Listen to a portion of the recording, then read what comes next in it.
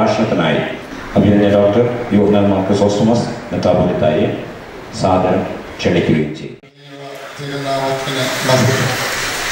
അഭിനന്ദനായ പിതാക്കന്മാരെ, ആമോസിൻ്റെ കേന്ദ്ര ഭാരവാഹികളെ, കർത്താവിൽ വാത്സല്യമുള്ളവർ, കഴിഞ്ഞ വർഷവും ഇതുപോലെ ഈ സമ്മേളനത്തിൽ സംബന്ധിക്കാൻ ഒരു അവസരം കിട്ടി. ആമോസിൻ്റെ ഒരു നല്ല ഹാൻഡ് ബാഗ് കിട്ടി. ഇപ്പോഴും ഞാനതാ ദിവസവും ഉപയോഗിക്കുന്നത്. ഇപ്രാവശ്യം ഞാൻ വന്നപ്പം ആദ്യം ധരിക്കുന്നത് ഇപ്രാവശ്യം എന്തോ കിട്ടുമെന്നായിരുന്നു. പക്ഷേ ഒന്നും ഇല്ലെന്നുള്ള നിരാശാകരമായ ഒരു മറുപടിയാണ്. ഏറെ സന്തോഷമുണ്ട്. അഭിനന്ദനായ തീമോത്തിയോസ് തിരുമേനിയുടെ നേതൃത്വത്തിൽ റജീച്ചൻ്റെയും ബാബു വർഗീസ് സാറിൻ്റെയും മറ്റ് ഭാരവാഹികളുടെയൊക്കെ അക്ഷീണ പരിശ്രമത്തിൽ ഇത് വളരെ ശക്തി പ്രാപിച്ച് ക്രമീകരണമായി നടന്നു വരുന്നു എന്നുള്ളത്. ഞാനൊരു 2-3 ചെറിയ കാര്യങ്ങൾ പറഞ്ഞിട്ട് വിഷയത്തിലേക്ക് വരാനായിട്ടാണ് പോകുന്നത്. ഒരു ഇട ദിവസം കുർബാനയ്ക്ക് ഒരു പള്ളിയിൽ ചെന്നു. അപ്പോൾ ആ ശുശ്രൂഷയിൽ സംബന്ധിക്കത്തക്കവണ്ണം വന്ന് മുമ്പിൽ നിൽക്കുന്ന ഒരാൾ അന്നോട് ഞാൻ പറഞ്ഞു, മോനെ, നീ ഈ ശുശ്രൂഷയിൽ ഉണ്ടെങ്കിൽ ഞാൻ ഇന്ന് കുർബാന ചൊല്ലുന്നില്ല, അച്ഛൻ തന്നെ ചൊല്ലിക്കൊണ്ടു. ആ ആളിൻ്റെ വേഷവും തലമുടിയും എല്ലാം ഒരു വെള്ളം കണ്ടിട്ടുള്ള പാൻറ്റാണോ എന്നെനിക്കറിയത്തില്ല. ഒരു ടീഷർട്ട്, അതിൻ്റെ മുമ്പിൽ ഒരു നീളം വലിയ പടവും, മുടി ഒക്കെ അലക്ഷ്യമായിട്ട് കിടക്കുന്നു. ഏതായാലും അച്ഛൻ പറഞ്ഞതുകൊണ്ട് ആ ചെറുപ്പക്കാരൻ പോയി ചുരുങ്ങിയ സമയം കൊണ്ട് നല്ല അന്തസ്സായിട്ട് വേഷം ഒക്കെ ഇട്ടുകൊണ്ട് വരികയും ശുശ്രൂഷയിൽ സംബന്ധിക്കുകയും ചെയ്തു. മറ്റൊന്ന്, മധുവായി കയറി കഴിഞ്ഞാൽ ഉള്ള തിരുമേനിയെന്ന് പറയും. ഇപ്പം പെരുന്നാൾ സീസണിൽ ചെല്ലുന്ന പള്ളികളിലൊക്കെ എത്ര പേര് വീതമാണ് മധുവായിൽ കയറുന്നത്. ഇന്ന് കഴിഞ്ഞ ദിവസം അവിടെ ചെന്നപ്പോൾ ഞാൻ അച്ഛനോട് ചോദിച്ചു, വെച്ചാൽ കുറഞ്ഞ പക്ഷം ആ കുട്ടികൾക്ക് 12 വയസ്സെങ്കിലും ആയോ എന്ന് എനിക്ക് ചോദിക്കേണ്ടി വരും. സീനിയർ മെമ്പർ കയറാൻ നിൽപ്പുണ്ട്, പോക്കറ്റിൽ മൊബൈൽ ഇങ്ങനെ ഞാനും കിടപ്പുണ്ട്. അപ്പോൾ നമ്മൾ ഈ കാര്യം കുറച്ചുകൂടി ഗൗരവപൂർവ്വം എടുക്കണം എന്ന് ഞാൻ ഓർപ്പിക്കട്ടെ.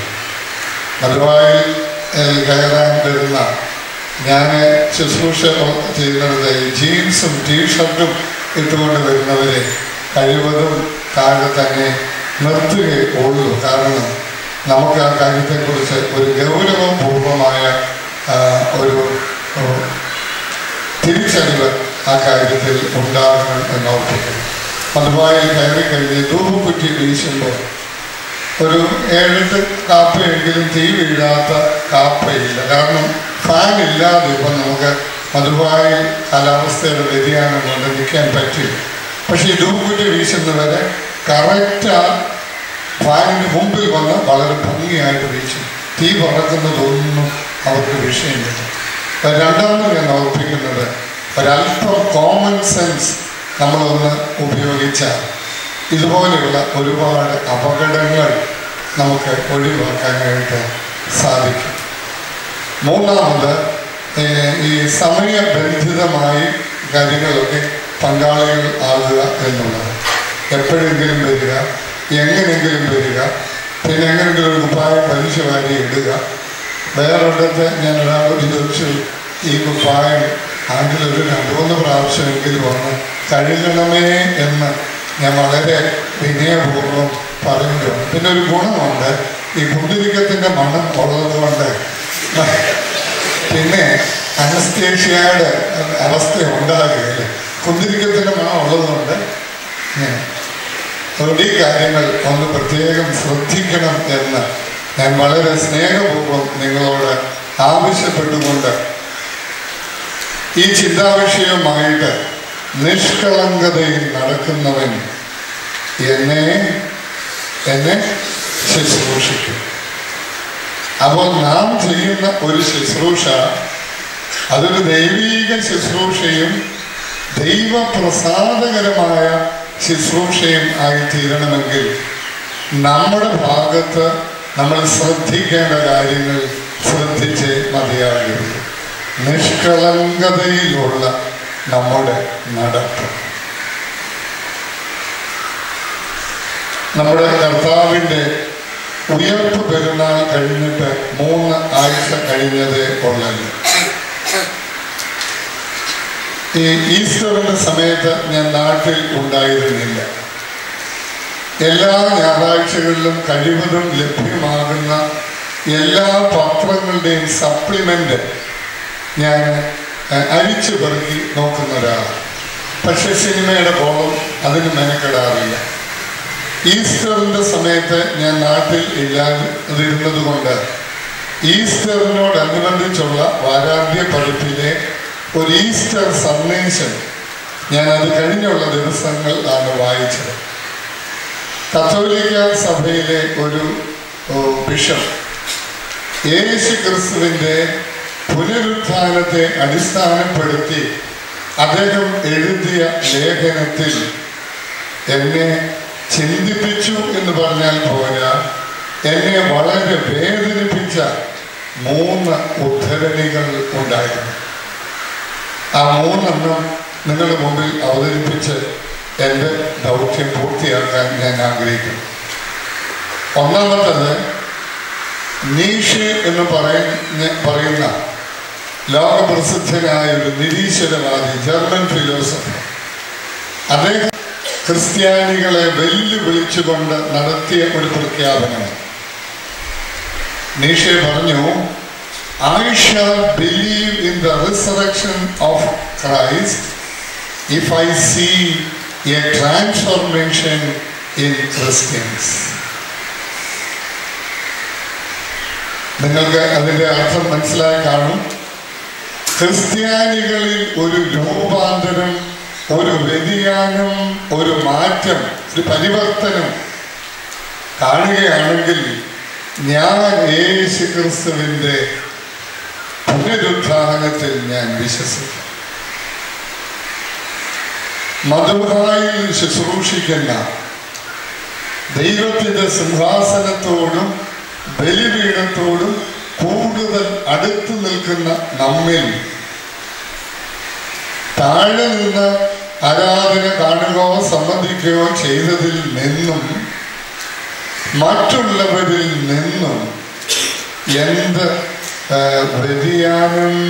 വ്യത്യാസങ്ങൾ കാണുമായിരിക്കും, വ്യത്യാസങ്ങൾ കാണുമായിരിക്കും. പക്ഷേ രൂപാന്തരത്തിൻ്റെ ആത്മീക വളർച്ചയുടെ വ്യതിയാനമുണ്ട്. അതുകൊണ്ട് ശുശ്രൂഷക ജീവിതം എന്നുള്ളത് it should be or must be a life of difference, വ്യത്യസ്തതയുടെ ഒരു ജീവിതമായിരിക്കണം. ഇപ്പോൾ ഫ്രാൻസിസ് മാർപ്പാപ്പ ആയതിനു ശേഷം അദ്ദേഹത്തിൻ്റെ ചെറുതും വലുതുമായിട്ടുള്ള ചിന്തകള്, ചെയ്തികള്, പ്രബോധനങ്ങൾക്കൊക്കെ വലിയ ലോകവ്യാപകമായ സ്വീകരണം അതിന് ലഭിക്കുന്നുണ്ട്. അതിന് വലിയ അംഗീകാരം ലഭിക്കുന്നുണ്ട്. ഒരുപാട് കാര്യങ്ങളിൽ അദ്ദേഹം കഴിഞ്ഞ മാർപ്പാപ്പമാരിൽ നിന്ന് വ്യത്യസ്തതയുടെ ചെയ്തികളും ചിന്തകളും സമീപനങ്ങളും പ്രവർത്തനങ്ങളും അദ്ദേഹത്തിൽ നിന്നുണ്ടായപ്പോൾ ലോകം അത് ശ്രദ്ധിക്കുകയുണ്ടായി. തെരഞ്ഞെടുപ്പ് കമ്മീഷനുകൾ ഭാരതത്തിൽ പലതുണ്ടായിരുന്നുവെങ്കിലും ചിലരൊക്കെ അതിൻ്റെ പ്രധാന സ്ഥാനത്ത് വന്നപ്പോൾ തെരഞ്ഞെടുപ്പ് കമ്മീഷന് ഇത്രയൊക്കെയുള്ള അധികാരങ്ങൾ ഉണ്ട് എന്നുള്ളത് ഭാരതവും ഒരുപക്ഷെ ലോകവും ശ്രദ്ധിച്ചു കാണും. ശുശ്രൂഷകർ ദൈവിക ശുശ്രൂഷയിൽ പ്രധാന ശുശ്രൂഷകരോട് ഒന്നിച്ച് ചേർന്ന് നിന്ന് അതിൽ പങ്കാളികൾ എന്ന് മാത്രമല്ല അതിൻ്റെ അനുഗ്രഹകരമായ പൂർത്തീകരണത്തിന് പങ്കാളിത്തം വഹിക്കുന്ന നമ്മിൽ മറ്റുള്ളവർക്ക് ഈ വ്യതിയാനത്തിൻ്റെ, രൂപാന്തരത്തിൻ്റെ, ദൈവികതയിലുള്ള മാറ്റത്തിൻ്റെ എന്ത് വ്യത്യാസം നമുക്ക് കാണുവാനായിട്ട് കഴിയുന്നു. Mavelikkara Saint Paul's mission training സെന്ററിൽ ഇപ്പോൾ 2 ആഴ്ചത്തെ ബൈബിൾ ക്ലാസ് നടന്നുകൊണ്ടിരിക്കുക. 5-ാം തീയതി തുടങ്ങി 17-ാം തീയതി തീരും.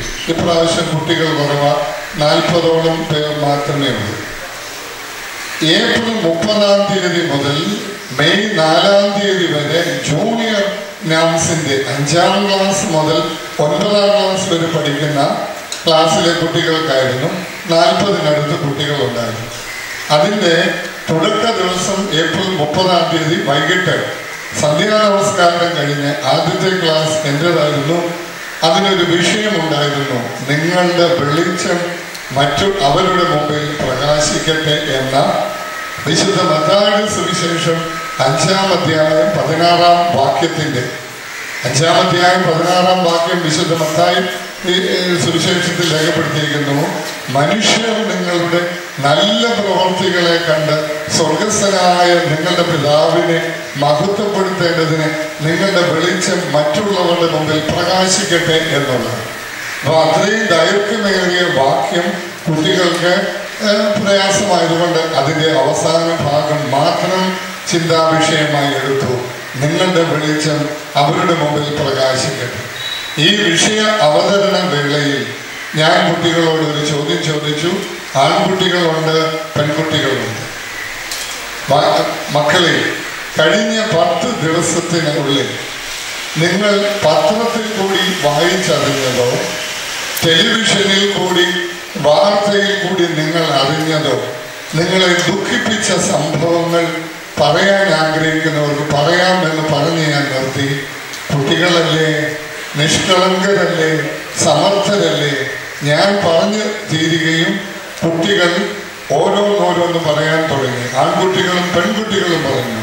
കുട്ടികൾ ഓരോന്ന് പറയും തോറും ഞാൻ അവരുടെ മുമ്പിൽ ലജ്ജിതനായി ഓരോന്ന് പറയുമ്പോഴും എൻ്റെ മുഖം താണ് അവരുടെ മുമ്പിൽ കുനിഞ്ഞ് പോവുകയായിരുന്നു. ക്രൈസ്തവ സമൂഹത്തിൽ ക്രൈസ്തവ നാമധാരികളും അതുപോലെയൊക്കെ ഉള്ള കുട്ടികൾ അതെല്ലാം തുറന്നു പറഞ്ഞു. ഞാൻ അതുപോലെ ഉള്ളതൊക്കെ എന്ന് പറഞ്ഞ് തൽക്കാലം ഞാനിതിൽ നിന്ന് പിന്മാറുന്നു. പക്ഷേ കുട്ടികൾക്ക് കളങ്കമില്ലാഞ്ഞതുകൊണ്ട് അതല്ല അവർ പറഞ്ഞത്. നമുക്ക് വ്യതിയാനത്തിൻ്റെ വ്യത്യാസത്തിൻ്റെ ദൈവാത്മാവിൽ രൂപാന്തരപ്പെട്ടതിൻ്റെ അപ്പോൾ ഇവിടെ നിരീശ്വരവാദികൾക്ക് പോലും ക്രിസ്തീയ വിശ്വാസം ഉയർത്തെഴുന്നേറ്റ കർത്താവിൽ വിശ്വസിക്കാൻ തയ്യാറാണ്. എപ്പോഴാണ്? if they see a transformation in us. താഴെ നിന്ന് ആരാധനയിൽ സംബന്ധിക്കുന്നവർക്ക് നമ്മുടെ ജീവിതം അവർക്കൊരു ആത്മീയ വളർച്ചയ്ക്ക് ഒരു പ്രേരകമായി തീരണം. രണ്ടാമത്, ഈ ലേഖനത്തിൽ ബെർട്രാൻഡ് റസ്സൽ എന്ന് പറയുന്ന ഒരു ചിന്തകന്റെ വാക്കുകൾ ഉദ്ധരിക്കുന്നുണ്ട്. അത് ക്രിസ്ത്യാനികളെ അദ്ദേഹം വെല്ലുവിളിച്ചുകൊണ്ടാണ് പറയുന്നത്. You claim to be redeemed but not look redeemed. നിങ്ങൾ വീണ്ടെടുക്കപ്പെട്ടവരാണെന്ന് നിങ്ങൾ വീരവാദം മുഴക്കുന്നുണ്ട്. You claim to be redeemed but not look redeemed. ആ വീണ്ടെടുക്കപ്പെട്ടവരെന്ന് നിങ്ങളെ കാണുമ്പോൾ തോന്നുന്നില്ല. ഞങ്ങൾ മധുവായിൽ ശുശ്രൂഷിക്കുന്നവരാണ്. മാലാഖമാരുടെ വേഷം വെള്ളവസ്ത്രം ധരിച്ചവരാണ്. ബലിപീഠത്തോടും അടുത്ത കാർമ്മികരോട് ചേർന്ന് നിൽക്കുന്നവരാണ്. നമുക്ക് ഒരുപാട് വീരവാദങ്ങൾ മുഴക്കാനായിട്ട് മറ്റുള്ളവരുടെ മുമ്പിൽ ഉയർത്തിക്കാട്ടിക്കാൻ പറയാനായിട്ട് നമുക്ക് സാധിക്കുന്നുണ്ട്. But are we really look redeemed? നമ്മൾ ആ വീണ്ടെടുക്കപ്പെട്ടവരാണ് എന്ന് മറ്റുള്ളവർക്ക് ബോധ്യമാകുന്നുണ്ടോ? മറ്റുള്ളവർക്ക് നാം വീണ്ടെടുക്കപ്പെട്ടവരും ഈ ശുശ്രൂഷയ്ക്ക്, ഈ സ്ഥാനത്തിന്, ഈ സ്ഥലത്ത് നിൽക്കാൻ ദൈവകൃപ പ്രാപിച്ചവരാണ് എന്ന് മറ്റുള്ളവർക്ക് നമ്മെ ബോധ്യപ്പെടുത്താൻ. നിഷ്കളങ്കതയിൽ നടക്കുന്നവൻ എന്നെ ശുശ്രൂഷിക്കും. മൂന്നാമത്, ഈ ലേഖനത്തിൽ തോമസ് അക്വീനാസ് എന്ന് പറയുന്ന പ്രസിദ്ധ റോമൻ കാത്തലിക് ദൈവശാസ്ത്രജ്ഞന്റെ വാക്കുകൾ ആ bishop ഉദ്ധരിക്കുന്നുണ്ട്. The resurrected disciples are the proof and witness of the resurrection of the Lord. The resurrected disciples, ഉദ്ധിതരായ ശിഷ്യന്മാരാണ് യേശു ക്രിസ്തുവിന്റെ ഉത്ഥാനത്തിന്റെ the proof and the witness. ഉയർത്തെഴുന്നേറ്റ ക്രിസ്തുവിൽ നമ്മളെ മാമോദിസ ഒരു മരണവും ഒരു ഉയർപ്പുമാണെന്നാണ് പറയുന്നത്. എല്ലാ ക്രിസ്തുവിന്റെ എല്ലാ ശിഷ്യന്മാരും ഈ ഉദ്ധിത അനുഭവത്തിൽ വരേണ്ടവർ. അങ്ങനെ ഉദ്ധിത ക്രിസ്തുവിന്റെ അനുഭവത്തിൽ the resurrected disciples are the proof and the witness of the resurrection of the Lord. അപ്പോൾ ഒരു ശുശ്രൂഷയ്ക്ക് പ്രായം ഇട്ട് മധുവായി നിൽക്കുന്നു, ശുശ്രൂഷിക്കുന്നു എന്നുള്ളത് അത്ര നിസ്സാരമായ ഒരു കാര്യമല്ല.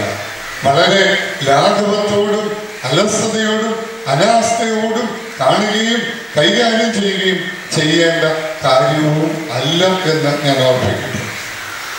കാലം ചെയ്ത പരിശുദ്ധ ബസേലിയോസ് മാത്യൂസ് ദ്വിതീയൻ ബാബ തിരുമേനി വൈദികരോടും വൈദിക സ്ഥാനികളോടും ഒക്കെ പറയാറുണ്ട്, നിങ്ങളുടെ ഉള്ളിൽ ഭക്തി ഇല്ലെങ്കിൽ പോലും നിങ്ങൾ ഭക്തി ഉള്ളവരാണെന്ന് ജനങ്ങൾക്ക് ബോധ്യപ്പെടണമെന്നും, ഇല്ലെങ്കിൽ ആരാധനയെ സംബന്ധിക്കുന്നവരുടെ ഭക്തി ഉള്ളതുകൊണ്ട് നഷ്ടപ്പെടുമെന്നും തിരുമേനി പറയുന്നത് പല സന്ദർഭങ്ങളിൽ പറയുന്നത് ഞാൻ കേട്ടിട്ടുണ്ട്. നമ്മുടെ അലസത, ഇൻഡിഫറൻസ്, നമ്മുടെ നിസ്സംഗത, ഈ കാര്യത്തിലൊക്കെയുള്ള നമ്മുടെ വിരസത, ചിലർക്ക് മധുവായി കയറുന്നവർ തമ്മിൽ കോമ്പറ്റീഷൻ, അത് പാട്ട് പാടാനുള്ള കോമ്പറ്റീഷനായാലും വായിക്കാനുള്ള കോമ്പറ്റീഷനായാലും ഇതെല്ലാം താഴെ നിൽക്കുന്ന ജനം കാണുന്നുണ്ട്. ഒരു സ്ഥലത്ത് ശുശ്രൂഷിക്കുന്നപ്പോൾ ആദ്യം മധുവായിലുള്ളവരുടെ വഴക്ക് തീർത്തിട്ട് പിന്നെ ശുശ്രൂഷ തുടങ്ങേണ്ടി വന്നത്. അപ്പോൾ നമുക്ക് ഈ കാര്യത്തിൽ ഒരു സാക്ഷ്യം ഉണ്ടാകുന്നില്ല എങ്കിൽ, ഞാൻ പറഞ്ഞു വരുന്നത് ഈ 3 ചിന്തകന്മാരുടെ വാക്കുകൾ ഒരു ലേഖനത്തിൽ കണ്ടത് ഞാൻ വളരെ വിനയപൂർവ്വം നിങ്ങളുടെ മുമ്പിൽ അവതരിപ്പിക്കുന്നത്, നമുക്ക് ഒരു സാക്ഷ്യമുള്ള ജീവിതം നയിക്കാനായിട്ട് ഒരു പരിശ്രമം നമ്മുടെ ഭാഗത്ത് നിന്ന് ഉണ്ടാകുന്നില്ലെങ്കിൽ, നാം ദൈവസന്നിധിയിൽ ഏറ്റെടുത്ത് ചെയ്യുന്ന ഈ ശുശ്രൂഷയോട് വിശ്വസ്തത, നീതി പുലർത്താൻ നമുക്ക് കഴിയുമോ എന്നുള്ളത് ചിന്തിക്കും. ഈ കോൺഫറൻസിൽ സംബന്ധിച്ച് ഈ പുണ്യഭൂമിയിൽ നിന്ന് പിരിഞ്ഞു പോകുന്നതിന് മുമ്പ് നിങ്ങളോട് തന്നെ ചോദിക്കണം, ഞാൻ ദൈവം മുൻപാകെ ഏറ്റെടുത്തിരിക്കുന്ന ഈ ശുശ്രൂഷയിൽ 100% വിശ്വസ്തതയും ഈ ശുശ്രൂഷയോട് നീതിയും പുലർത്താൻ എന്നെ കൊണ്ട് കഴിയുന്നുണ്ടോ എന്ന്. നിഷ്കളങ്കതയിൽ നടക്കുന്നവൻ സ്വരമാധുര്യമൊന്നുമല്ല, നല്ല ഭംഗിയായിട്ട് പാട്ടുപാടാൻ ഉള്ളതല്ല ദൈവം നോക്കുന്നത്. ഇതൊന്നുമല്ല ദൈവം ശ്രദ്ധിക്കുന്നത്. ദൈവം ശ്രദ്ധിക്കുന്നത് ഈ ശുശ്രൂഷയിൽ നിഷ്കളങ്ക മനോഭാവത്തോടെ ഉള്ള നമ്മുടെ പങ്കാളിത്തം. അതിന് നാം കൂടുതൽ ശ്രദ്ധിക്കുകയും ഊന്നൽ കൊടുക്കുകയും ചെയ്യണമേ എന്ന് സ്നേഹപൂർവ്വം ഓർമ്മിച്ചുകൊണ്ട് ഞാൻ എൻ്റെ വാക്കുകൾ നടത്തി.